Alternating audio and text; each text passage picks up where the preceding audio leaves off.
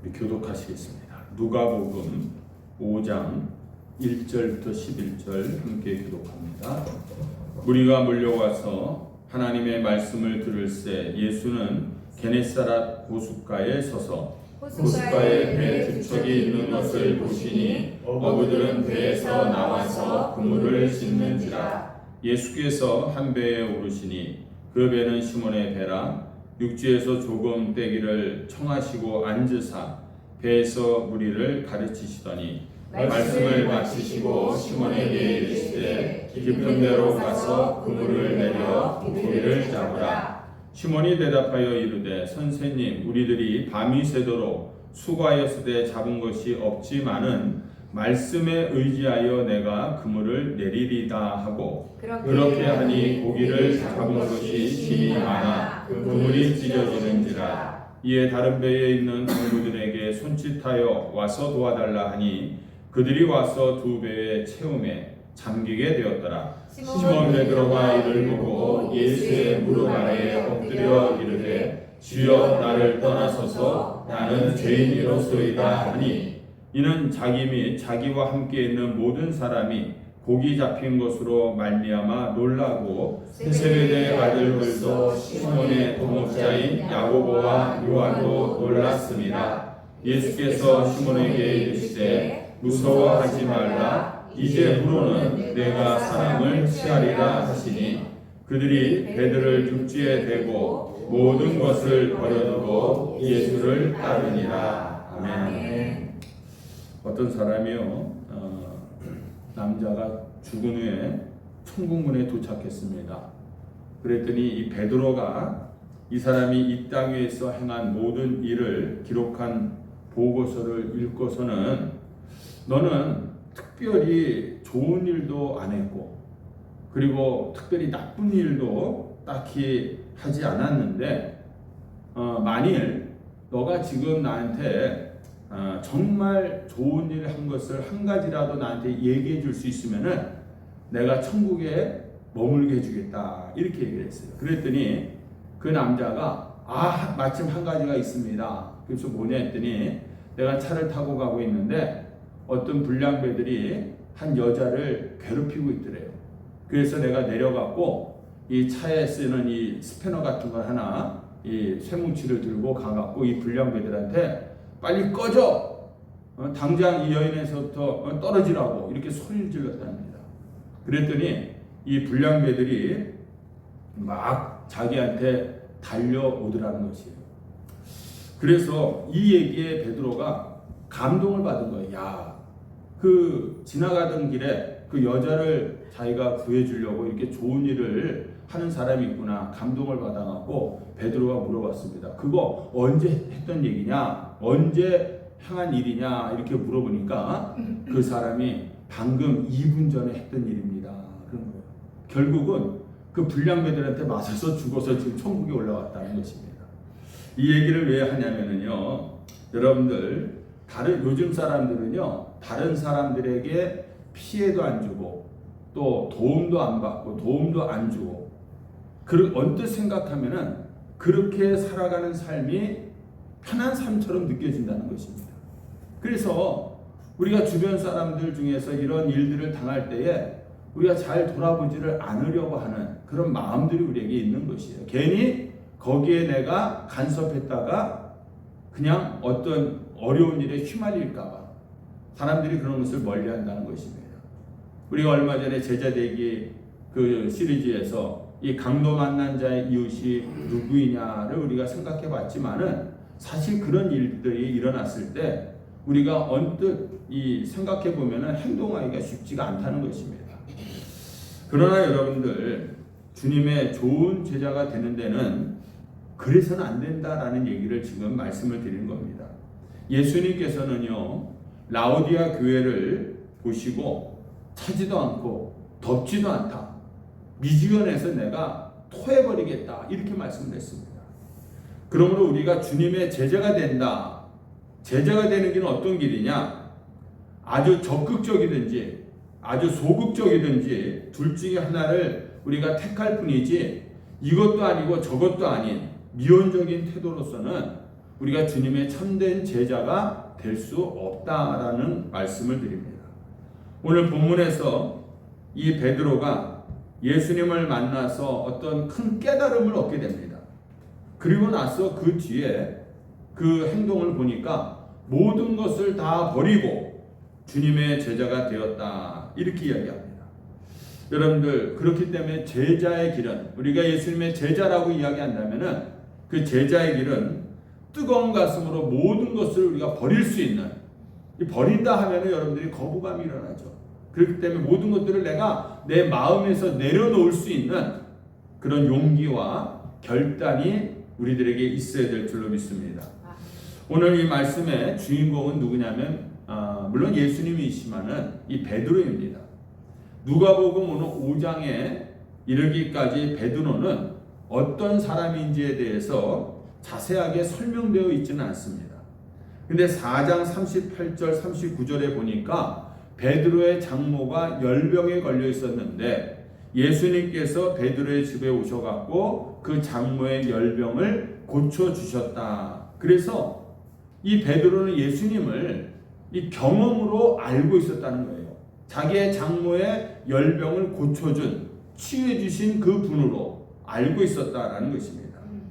그렇기 때문에 뭔가 예수님은 병자들을 고칠 수 있는 대단한 능력을 갖고 계신 분이구나라는 것을 경험적으로 베드로는 알고 있었어요. 사실 누가복음 4장에 이르기까지 예수님께서는요, 하늘나라에 대한 가르침을 가르치고 있었습니다. 만나는 사람들에게 하나님의 나라는 어떤 것이다, 이렇게 이야기를 했었고, 또 병든 자들, 아픈 자들을 치유하시는 그런 기적들을 통해서 이미 갈릴리 지역에 예수님에 대한 소문이 자자했고, 또 허다한 무리들이 예수님을 쫓아다녔습니다. 이처럼 여러분들, 예수님의 인기가 이 갈릴리 고숫가, 오늘 본문에 보면 게네사렛 고숫가라 같은 말인데 높아지니까 그때 이제 팀 사역의 중요성을 예수님께서 아시고 첫 번째 제자들을 부르십니다. 오늘 여러분들, 베드로와 또 세베대의 아들 야고보와 요한이 어떻게 인생을 걸었던 자신의 천직인 이 어부와 배와 금을, 모든 것을 버리고 주님의 뒤를 쫓는 제자가 될 수 있었을까? 어떻게 물고기 낚는 어부에서 사람을 낚는 어부가 될 수 있었을까라는 질문을 해봅니다. 여러분들, 오늘 3절을 주목해 보시기 바랍니다. 예수님께서 베드로의 배 위에 오르셔서 무리를 가르치셨다라고 이렇게 말하고 있어요. 4장에 이르기까지 예수님은 주로 병자들을 고쳐주고 치유하시는 그런 분으로 묘사되었다가 5장에서는 이제 말씀을 가르치시는 분으로, 선생으로 지금 나타나고 있어요. 여러분들, 그런데 이렇게 예수님께서 배 위에 앉아서 무리를 가르치셨는데요, 중요한 사실은 뭐냐면은 누구의 배에, 어떤 상태에 있는 배에 예수님께서 타셨느냐라는 겁니다. 배는 고기를 잡기 위해서 필요한데 오늘 본문 말씀해 보니까 한 마리도 물고기를 잡지 못해서 어부들이 빈손으로 돌아와서 그 빈 그물을 씻고 있는 실패한 그 배들 중에서 예수님께서는 누구의 배 위에 오르셨다고요? 누구의 배 위에? 네? 시몬 베드로의 배 위에다 오르셨다라는 거예요. 거기서 말씀을 가르치셨다라는 겁니다. 여러분들, 예수님께서 베드로의 배 위에 오르셨다는 것에 우리가 주목해야 됩니다. 주님의 제자가 되려면 먼저 우리 인생이라는 배 위에 주님이 올라오셔야 된다는 거예요. 여러분들이 인생의 항해를 할 때에 그 배 위에 누가 올라타야 되느냐? 예수님이 올라타셔야 된다라는 것을 오늘 말씀하고 있는 것입니다. 베드로는 성격이 아주 급한 사람으로 묘사가 됩니다. 밤새도록 그물을 던졌지만 한 마리도 잡지 못하고 피곤해갖고 지금 돌아와갖고 그물을 씻고 있는데 짜증이 나 죽겠는데 예수라는 자가 말도 없이 자기 배에 허락도 없이 올라간 겁니다. 평소 같으면은 베드로의 성격에 아마 소리를 질렀을 것입니다. 그런데 베드로가 어쩐 일인지 예수님의 말씀에 순종하고 예수가 타신 자신의 배를 조금 멀찍이 못해서 조금 떼어놓기까지 했다라는 것이에요. 왜 예수가 내 배 위에 올랐는지 알 수는 없지만은요, 베드로는 자기가 이 자기 배에 타는 것을 예수님을 거부하지 않고 받아들였다라는 사실입니다. 이것이 어떻게 보면은 우리가 어떤 사건으로 배에 예수님이 타신 사건으로 묘사되고 있지만은 이 말씀을 우리에게 적용해 볼 때에 우리의 인생의 배에 예수님이 타는 것을 우리가 받아들여야 된다는 겁니다. 예수님께서 타시도록 우리가 예수님의 그 길을 열어드려야 된다는 것입니다. 여러분들, 예수가 오늘 나에게 오심을 거부하지 않는 것이 예수님의 제자가 되는 가장 중요한 첫걸음인 줄로 믿습니다. 제일 중요한 것은 예수님이 내 안에 들어오시는 것을 우리가 거부하지 말아야 됩니다. 많은 사람들이 바깥에서 세상에서 살아가는 사람들에게 전도해 보면은 많은 사람들이 예수님께서는 지금 문 밖에 서서 기다리고 계신데 그 문을 열어주지 않아서 예수님을 내 안에 영접하지 못하고 살아가는 그런 인생들이 우리 주변에 얼마나 많이 있는지 모릅니다. 여러분들, 오늘 내 안에 예수님을 모신 것 자체가 우리에게는 놀라운 기적인 줄로 믿습니다. 놀라운 감사한 일이다라는 것이에요. 그러므로 여러분들, 예수님의 오심을 두려워하지 마시기 바랍니다. 많은 사람들이 예수님을 내 안에 들어오시면 내가 예수님을 영접하게 되면 어떻게 될까? 거기에 대한 막연한 두려움들이 있다는 것이에요. 그런데 예수님께서 오셔서 여러분들 내 삶을 뒤흔들어 놓을 겁니다. 그런데 이것을 여러분들 두려워하지 말라는 얘기는 뭐냐? 우리를 혼란에 빠뜨리기 위해서 예수님께서 들어오시는 것이 아니라 오히려 우리의 생명의 삶을 주시기 위해서, 진정한 생명의 삶을 위해서 우리에게 들어오시는 줄로 믿습니다. 그러니까 세상 가운데서 방황하고 정말 혼란스럽게 살아가던, 질서 없이 살아가던 사람들이 예수님이 내 안에 들어오심으로 말미암아서 내 삶이 정리가 되는 것이고 삶의 목표가 생기게 되는 것이고 안정된 삶을 하나님께서 인도해 주실 줄로 믿습니다. 아멘. 여러분들은 그러면 내 인생의 주인이 누구라고 생각합니까? 내 인생이라는 배의 키를 누가 지금 붙들고 있다라고 생각하십니까? 예전에 제가 그 4명이 타는 모터보트를 타고 낚시를 나간 적이 있어요. 예전에 캐나다에 있을 때. 근데 뒤에 모터보트, 이 모터가 뒤에 달려서 맨 뒤에서 이렇게 움직이는 겁니다. 바다로 나갔는데 낚시를 하려고 아주 정말 기대를 가지고 나가지 않았겠습니까? 근데 바다를 막상 나가보니까요, 물살이 얼마나 센지 모르는 거예요. 그리고 막 회용돌이가 치는 것도 있고 물살이 급한 것도 있고 파도가 치는 것이 막 어디서 뭐가 나타나는지 전혀 모르는 거예요. 두려워지더라고요. 그래서 멀리 나가지 못하고 그냥 그 해변가 근처에서 낚시를 했는데 잘 잡히지가 않지요. 그런데 나중에 우리가 들어와서 보니까 그 동네 어부가 나가는 겁니다. 그런데 그 어부는 그 바다의 지형을 잘 알고 있기 때문에 전혀 두려워하지 않고 파도가 쳐도 그 파도를 넘어서 넘어가 그 물고기를 잡는 그런 모습을 보았습니다. 여러분들의 인생의 길을 내가 아니라 주님께 맡기시길 바랍니다.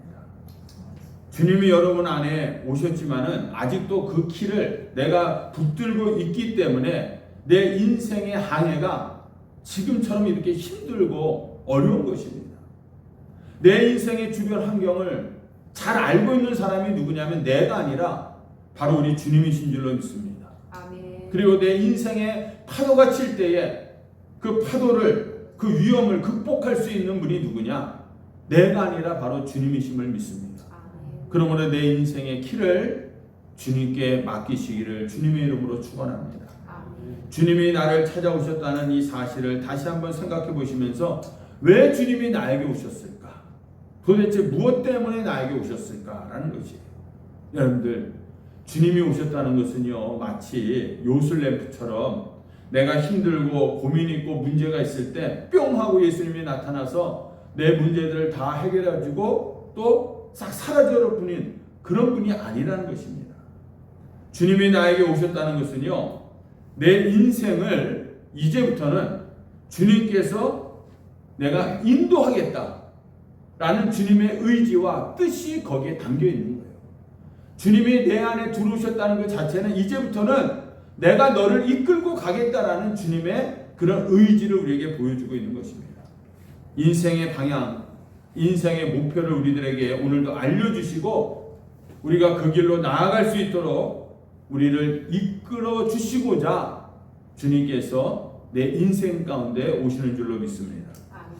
그러므로 여러분들, 주님은 내가 나아갈 길이 어떠한지 잘 알고 계시기 때문에 그 인생의 배의 선장이 되도록 그 길을 맡기시길 바랍니다.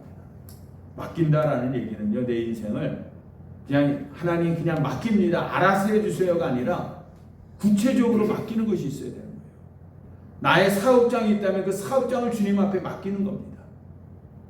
지금까지 내 경험과 내 노하우를 가지고 내가 지금까지 이끌어왔지만은 이것 자체가 하나님의 은혜라는 것을 깨닫고 그 사업장을 맡기는 거예요. 그래서 어려운 일이 생기고 예상치 못한 일이 생겨도 하나님께 맡겼기 때문에 하나님이 이 문제를 해결해 주실 줄로 믿습니다. 아멘. 또한 자녀들도 여러분들 맡기시기를 바랍니다. 아멘. 이미 자녀들이 중고등학교만 돼도 부모의 손에서 떠나버리고 맙니다. 부모가 어떻게 할 수가 없는 것이에요. 그렇기 때문에 여러분들 주님께 우리의 자녀들을 맡기시기를 바랍니다. 예수님께서 오늘 4절 말씀해 보시면은 배 위에서 말씀을 마치시고 베드로에게 4절에 깊은 데로 가서 그물을 내려 고기를 잡으라 이렇게 명령했을 때 베드로가 순종했다는 것입니다. 어떻게 순종했냐면 5절에 선생님이여 우리가 밤이 맞도록 수고를 하였으되 얻은 것이 없지만은 말씀에 의지하여서 내가 그물을 내리리이다. 말씀에 의지하여서 순종했다는 것입니다. 갈릴리 호수에 대해서는 여러분들 베드로가 누구보다도 잘 아는 호수입니다. 여러분들, 예수님은 나사렛 동네에서 자라나셔서 목수의 아들로 자랐습니다. 그러나 이 베드로는요, 어릴 적부터 늘 이 바닷가에서 자라면서 직업적인 어부로 그는 성장했던 사람입니다. 그래서 수온이 어느 정도일 때 물고기가 잘 잡히고 또 하루 중에 어느 시간에 가야지 물고기가 잘 잡히고 또 어디로 가야지 물고기가 많이 있는지 이것을 누구보다도 잘 알고 있었던 사람이 베드로인 거예요. 갈릴리 호수에 대해서는 누구보다도 잘 알고 있는 사람이 베드로였다는 것입니다.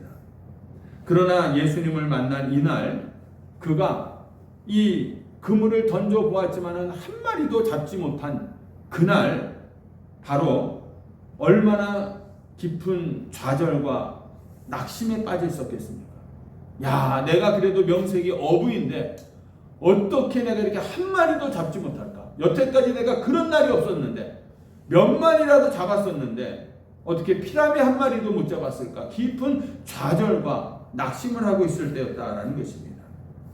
이때 바로 예수님께서 말씀하시는 거예요. 그러니까 이 베드로는 예수에 대해서 어떤 마음을 갖고 있었냐면 예전에 내 장모가 열병이 걸렸을 때 고쳐주신 분인데 저런 분이라면은 한번 저분의 말씀을 내가 한번 믿고 한번 해볼까 하는 그런 마음이 있었다는 겁니다. 그래서 그런 기대와 어떻게 보면 믿져야 본전이라는 생각으로 말씀에 순종을 했던 것이에요. 여러분들, 우리가 나아가서 전도하다 보면은요, 이런 경우들이 있더라고요. 내가 이 사람만큼은 오늘 꼭 전도를 해야 되겠다라는 그런 마음을 가지고 그 사람한테 다가가면은 100이면 100 전도가 안 되더라고요. 그런데 정말 주님을 의지해서 기도하는 가운데 주님께서 정말 전혀 생각지 않은 사람을 보내주셨을 때 과연 이 사람이 복음을 받아들일까? 이런 생각을 가지고 전했지만은 의외로 그 자리에서 복음을 잘 받아들이고 영적 기도까지 하는 그런 분들이 있습니다. 여러분들, 우리가 전도하면은 참 이 핑계가 많습니다. 추우면 춥다고, 더우면 덥다고 안 된다고 해요. 또 사람이 없어서 전도가 안 된다. 그래서 우리가 시장 같은 데 가면은 사람이 너무 많잖아요. 그럼 뭐라고 얘기하면 너무 오가는 사람이 있다 보니까 전도하기가 힘들다는 거예요. 여러분들, 부정적인 마음으로 나아가면은요, 우리가 한 사람에게도 복음을 전할 수가 없습니다. 그런데 전하려고 하면은 어떤 상황에서도 복음을 듣는 자들이 나타나더라라는 것입니다. 네. 여러분들, 그래서 우리가 주님 말씀에 순종하면서 행할 때에 우리의 예상을 깨고 우리의 지식과 경험을 깨고 전혀 예상치 못한 하나님의 역사를 우리가 경험하게 될 줄로 믿습니다. 하나님 앞에 말씀에 순종해서 나아갈 때. 그리고 6절과 7절을 보시면은 베드로가 순종한 결과가 어떻게 했습니까? 정말 고기가 그물이 찢어질 정도로 잡혔다는 거예요. 그래서 도저히 안 되니까 다른 배에게 요청을 청해서 두 배에게 가득 실었더니 정말 배가 잠길 정도까지 많은 물고기가 잡았다. 실로 기적 아닙니까? 여러분들, 주님께 순종하는 사람들의 삶은 기적의 연속일 줄로 믿습니다. 날마다 기적적인 삶을 우리가 살게 될 것이다. 이것이 바로 제자의 삶인 것이에요. 날마다 기적을 경험하는 삶. 하나님의 말씀에 내가 오늘도 순종하면서 이 말씀을 내가 붙들고 우리가 나아가는 것입니다. 여러분들, 순종의 결과가 이런 놀라운 축복이 우리에게 이루어질 줄로 믿습니다. 곡간이 터져 나갈 지경까지, 내 내적인 어떤 영적인 충만함이 터져 나갈 지경까지 하나님이 우리에게 정말 부어 주실 줄로 믿습니다. 그렇다면은 이렇게 말씀에 오늘도 우리가 순종하면서 나아갈 때 하나님께서 우리를 풍요롭게 해주시는데, 그럼 우리의 삶은 어떻습니까? 지금 풍요롭습니까? 아니면은 메말라 있습니까? 여러분들, 우리가 삶을 풍요롭게 하기 위해서는 말씀에 순종해야 된다는 것을 알았는데, 그러면 주님께 오늘 여러분들에게 주님께서 무슨 말씀을 하시느냐라는 거예요. 그 말씀을 우리가 듣고 있느냐, 이게 중요한 거예요. 아니면은 말씀을 들은 지가 언제인지 정말 가물가물합니까? 하나님 말씀을 듣지 못하고 지금도 내 생각으로 내 계획으로 살아가려고 하니까 삶이 고달픈데 하나님의 말씀을 내가 지금 듣고 있느냐라는 것이에요. 이를 위해서 여러분들, 날마다 우리가 하나님의 말씀을 들어야 한다는 것이에요. 말씀은요, 내가 듣는 것이지 누가 들려주는 것이 결코 아닙니다. 죄송하지만 제가 월요일부터 금요일까지 말씀을 보내주잖아요. 그 짧은 한 말씀이라도 여러분들이 그 말씀을 묵상하시길 바랍니다. 묵상하시길 바라요. 그리고 내가 들을 수 있어야 되는 거예요. 누가 계속 보내줘야만이 듣는 것이 아니라 내 스스로가 하나님의 말씀을 들을 수 있어야 되는 거예요. 요즘 여러분들 이 앱들이 컴퓨터 얼마나 잘 돼 있습니까? 누가 꼭 보내주지 않아도 내가 딱 지정해 놓고선 이 말씀을 매일매일 받기를 원하면 그 말씀이 계속해서 나에게 오잖아. 그 말씀을 여러분들이 듣는 겁니다. 그런데 내가 이 말씀을 듣다 보면은 그 말씀이 내 마음에 와닿을 때가 있는 거예요. 그러면은 그 말씀이 오늘 나에게 주시는 말씀인 줄로 믿습니다. 네. 그 말씀에 여러분들 순종하시기 바랍니다. 이런 경험들이 있어야 되는 거예요. 말씀이 정말 나에게 주시는 말씀이구나라고 와닿고, 그래서 이 말씀을 붙들고 내가 순종해서 말씀대로 오늘 살아갔더니 하나님께서 나에게 이렇게 행해 주셨다라는 그러한 경험들이 우리에게 반드시 있어야 될 줄로 믿습니다. 여러분들, 우리가 주일 예배 시간에 한 번 들은 이 말씀을 가지고 일주일을 버틴다는 것은요, 무모한 도전인 거예요. 예전에 무한도전처럼 대단한 도전입니다. 여러분들, 아무리 훌륭한 목사님의 말씀을 들어도요, 그때 은혜를 받았다 하더라도요, 그 말씀 지금 다 기억하고 그 말씀 따라 살고 있습니까? 모르잖아요. 그때 그때 정말 말씀 좋았고 은혜스러웠다라는 것만 느끼고 있지 그 말씀이 무엇인지 지금 다 까먹고 있다는 것이에요. 그래서 여러분들 아무리 훌륭한 말씀을 들었다 하더라도요, 주일날 한 번 들은 말씀 갖고 일주일을 살 수 없는 그러한 타락한 세상, 유혹의 세상에서 우리가 살고 있다라는 것을 잊지 마시기 바랍니다. 그래서 중요한 것은 날마다 주의 말씀을 내가 들어야 된다는 거예요. 말씀을 들을 때에 그 말씀에 순종하는 삶을 살아보시기 바랍니다. 놀라운 인생이 바뀌는 기적이 여러분들에게 일어날 줄로 믿습니다. 그러면 이런 기적을 경험한 베드로의 태도는 어떠했느냐? 기적을 경험하니까 먼저 8절에 보니까 이 놀라운 것을 경험하고 나서 베드로가 8절에 예수님의 무릎 아래 엎드려서 뭐라고 말합니까? 주여 나를 떠나소서 나는 죄인이로소이다.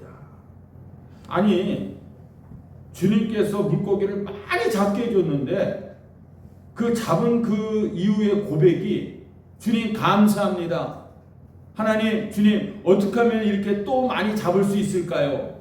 이런 얘기가 아니라 엉뚱한 얘기를 하고 있잖아요. 주님 나를 떠나소서. 아니 주님이 오셔갖고 이렇게 많은 물고기를 잡았는데 주님 떠나소서. 나는 죄인입니다. 이런 고백을 엉뚱한 고백을 하고 있잖아요.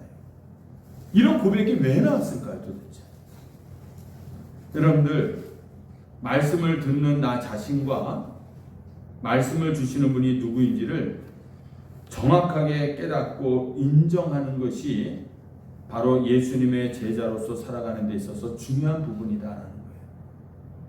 주여 나를 떠나소서 나는 죄인이로소이다 라는 이 베드로의 고백에서 베드로 자신과 그리고 예수님이 누구인지가 명확하게 지금 고백되어지고 있다는 것입니다. 베드로는 예수님과 자기와는 도저히 함께할 수 없는 그러한 죄인이다. 나는 죄인이다라는 것이 그가 지금 고백이 되어지고 있는 것입니다. 베드로는 한 사람의 초라한 죄인이지만은 예수님은 어떤 분입니까? 신적인 권능과 그런 위엄을 갖추신 그런 분이기 때문에 내가 그분을 경외함으로 바라볼 때마다 같이 할 수 없는 내 자신을 발견하게 되는 것이에요. 그래서 주님 같은 분이 나와 함께 할 수 없습니다. 나는 죄인이기 때문에 주님 떠나십시오. 나는 죄인입니다. 이런 고백이 베드로에게 나올 수밖에 없었다는 것입니다. 그래서 여러분들 평범한 어부가 아니라 죄인으로 고백하고 있다는 것은 주님을 통해서 내면에 자신의 진정한 자신을 지금 보게 되었다는 것이에요. 지금까지는 한평생을 어부로서 살아가면서 그것이 천직으로 알고 그 생활에 그냥 만족해하면서 이렇게 살다가 나는 죽는다라고 생각하면서 살아왔던 베드로였는데 예수님을 만나게 되니까 진정한 나 자신이 누구인지를 깨닫게 되더라는 것이에요. 죄인이라는 거예요. 그래서 5절에 예수님을 선생이라고 불렀다가 8절부터는 예수님을 주라고 혹은 정말 주님이다 로드라고 그렇게 부르고 있다는 것입니다. 여러분들 이제는 예수님이 여러분들의 훌륭한 선생님이 되어서는 안 돼요. 선생님을 떠나서 여러분들 인생의 주인이고 그리고 참된 그런 주님이 되어야 될 줄로 믿습니다. 그래야지 우리의 인생이 주님 앞에 온전히 붙들리게 되는 것이에요. 여러분들 9절에 한번 보시면은 이와 같은 기적을 직접 경험한 베드로와 주변 사람들이 다 깜짝 놀라게 되면서 특히 베드로, 야고보, 요한이 놀라서 그들 모두가 베드를 육지에 대고 모든 것을 내버려 두고 11절에서 예수님을 쫓았다라고 말합니다. 여러분들 한마디로 제자 되는 역사가 일어난 거예요. 이 세 사람이 예수님이 하나님이시구나 이것을 확신하게 되니까 일생을 바쳐온 그 생업과 그리고 가족과 모든 것을 다 뒤로하고 주님의 제자가 되는 길을 선택했다라는 것입니다. 여러분들 예수님께서 오늘 말씀 중에 시몬 베드로에게 이렇게 말합니다. 이제 후로는 내가 사람을 취하리라. 놀라운 말씀을 하고 있잖아요. 너가 이제는 물고기만 잡던 너가 이제는 사람을 낚는 어부가 되게 해야 되겠다. 이 말씀을 하고 계시다는 겁니다. 전혀 새로운 인생길을 베드로에게 지금 보여주고 있는 것이에요. 목회에 대한 성경적인 이미지는 뭐냐면요, 이 사람을 낚는 것과 또 사람을 돌보는 것입니다. 피싱과 셰퍼드입니다. 근데 여러분들, 이 두 가지인데 우리가 예수님의 제자가 된다는 것은 사람을 낚는 어부가 된다라는 것이에요. 예수님께서 평생토록 물고기를 잡는 일만 해왔던 베드로에게 이제 새로운 사명, 바로 사람을 낚는 일에 그를 부르셨다는 겁니다. 여러분들께서 지금까지 살아온 인생에 있어서 여러분들이 해왔던 많은 일들이 있지 않습니까? 직업들이 있지 않습니까? 그런데 우리가 예수님을 내 안에 모시고 나의 주인으로 삼는 그 순간부터는 그것만이 아니라 새로운 사명을 우리에게 주님께서 주신다는 거예요. 누구에게나 우리가 하나님의 말씀을 전해서 그 사람을 주께로 인도하는, 사람을 낚는 이 어부의 역할을 우리에게 주시는 줄로 믿습니다. 베드로는 이제 관심이 바뀝니다. 자기가 죄인임을 깨닫게 되면서 새로운 관심은 하나님께서 주시게 되니까 먹고 사는 육신적인 문제, 어떻게 하면 더 많은 물고기를 잡고 내가 더 많은 돈을 벌 수 있을까가 아니라, 그 어부였던 무식했던 베드로였지만은 하나님의 그 영이 그 안에 들어가게 되니까 어떤 생각을 합니까? 삶과 죽음에 걸린 문제, 삶의 의미와 그 물음들을 그가 질문하고 그것을 고민하는 그런 사람으로 바뀌었다는 거예요. 우리가 여러분들 예수 믿게 되면은요, 뭔가 우리의 생각과 사고방식이 달라져야 됩니다. 주께서 우리가 얘기하는 이 주제거리가 좀 더 우리가 좀 달라져야 된다는 거예요. 물론 우리가 세상 살아가면서 세상 이야기를 안 할 수 없습니다. 그러나 이 세상 이야기를 하면서도 좀 더 영적인 이야기, 정말 보이지 않는 하나님의 나라에 관한 이야기들을 우리가 할 수 있어야 된다는 거예요. 베드로가 한평생을 살면서 어부일 하면서 무슨 얘기했겠습니까? 그러니까 먹고 사는 이야기만 하지 않았겠습니까? 세상적인 이야기만 하지 않았겠습니까? 그런데 베드로가 배운 것 없는 이 베드로지만은 하나님의 영이 그 안에 임하니까 세상적인 것이 아니라 뭔가 보이지 않는 영적인 것을 추구하는 그런 사람이 되었다는 것이에요. 그래서 여러분들, 사람을 낚는 어부가 되라는 것은요, 그 사람들에게 복음을 우리가 전함으로 말미암아 이제는 땅의 사람이 아니라 하늘의 사람이 되는 것이었고요, 옛사람이 아니라 새 사람을, 육적인 사람이 아니라 영적인 사람이 되도록 바꾸는 일을 삶의 목표로 우리가 삼아야 될 줄로 믿습니다. 아멘. 이 세 사람은 이 모든 것을 다 버리고 주님을 따랐다라는 것이에요. 예수를 모신 여러분들, 우리의 관심사는 이제 더 이상 먹고 마시는 것이 되어서는 안 된다는 것입니다. 소위 목구멍이 포도청이라고 먹고 살아야 하니까 그 문제를 우리가 어떻게 관심을 안 갖고 살 수가 있겠습니까? 제가 요번 저희 서울신학대학교를 정말 한 10년 넘었나 안 가본 지가 꽤 오래된 것 같아요. 갔는데 깜짝 놀랐어요. 왜냐하면 이 소사상거리가 굉장히 복잡합니다. 우리 학교가 있고 세종병원이 있어갖고 그 종합병원, 심장병 수술로 유명한 병원이 있어서 사람이 굉장히 많은 곳이에요. 올라가는 길마다 그냥 가게들이 질비하게 쫙 있었어요. 요번에 딱 갔는데 놀란 게요, 그 가게들이 한 반 정도는요 다 폐업을 했어요. 그래갖고 다 테이프로다가 X 펴놓고 접근 금지 이렇게 써놨다는 거예요. 그 우리가 왜 그럴까 도대체? 아니 이렇게 사람이 많은데, 오고 가는 사람이 많은데 왜 이렇게 장사가 안 될까? 깜짝 놀랐습니다. 이처럼 이렇게 먹고 사는 문제가 우리에게 큰 관심일 수밖에 없다는 것입니다.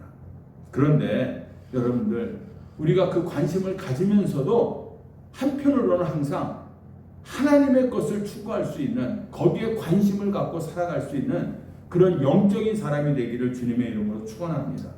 더 이상 우리가 좋은 집에서 살고 좋은 차를 타고 이런 데 관심을 갖지 말자는 거예요. 이 학교에 갔을 때 전국에서 한 1000여 명 목사님들, 장로님들이 올라오고, 근데 우리 스스로도 그런 얘기를 했어요. 야, 제네시스 G80이 이렇게 흔한 차구나.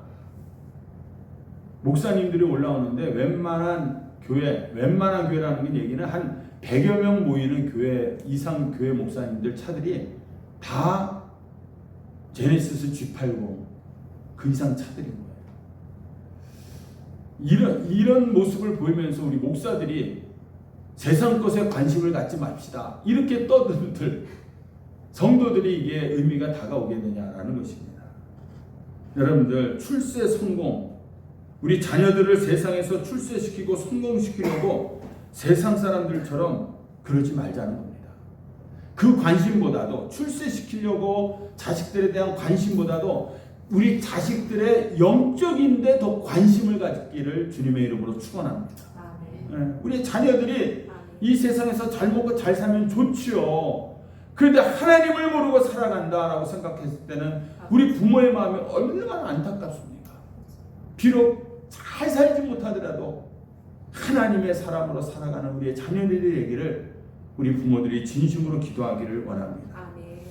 이렇게 여러분들 관심을 갖다 보면은요, 길이 보이게 돼 있어요.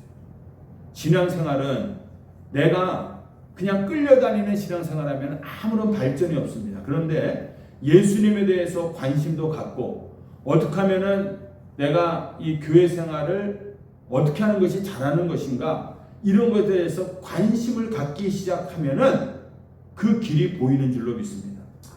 다른 것이 아닌 거예요. 그러니까 예수님의 제자가 되는 길이 뭐냐? 뭐 배우고 열심히 성경 공부, 이게 아니라 관심을 갖고 예수님에 대해서 관심을 가지면은 아, 이것이 제자의 삶이구나라는 것이 우리 눈에 들어온다라는 것이에요. 미국의 찰스라고 하는 사람이 옆집 사람을 어떻게 하면 전도를 할 수 있을까 늘 고민했다는 거예요.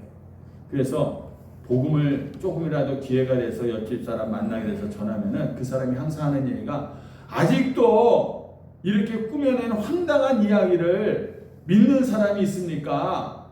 그러면서 자기를 늘 핀잔을 주었다는 것이에요.